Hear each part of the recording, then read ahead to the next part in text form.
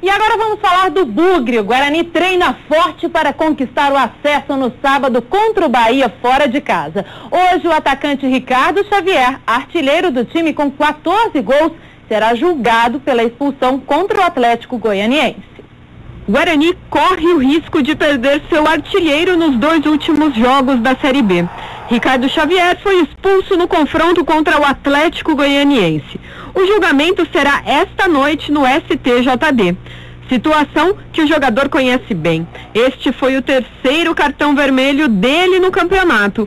No primeiro turno, Ricardo Xavier também foi expulso dos jogos contra o São Caetano e o Bahia no Brinco de Ouro. É difícil, né, a gente passar por essa situação, mas já que aconteceu o fato, a gente tem que esperar agora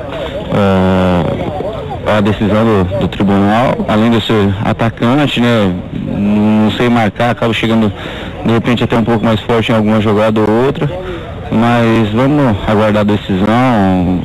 Espero que possa pegar a pena mínima aí, poder jogar o último jogo, que ficar de fora do último jogo do acesso é complicado. A pena pode variar de 2 a 6 jogos. Como o atacante já cumpriu uma partida de suspensão contra o Ipatinga, a expectativa é de pegar apenas mais um jogo e não ficar de fora da planejada festa na última rodada. Se tiver algum jeito de reverter essa pena, pegar uma pena mínima, reverter alguma coisa em cesta básica, estou disposto a fazer isso também. Então acho que vale tudo nessa hora para poder fazer parte dessa festa. Caso o Ricardo Xavier não jogue sábado em Salvador, o Guarani parece ter encontrado outro jogador que atua no meio-campo, mas tem feito gols como atacante. Léo Mineiro marcou 4 vezes nos 2 últimos jogos do Bugre. O Léo, ele vem se destacando bastante nos últimos jogos, né? Que ele tem uma presença de área muito grande, chega muito rápido, com muita força ali,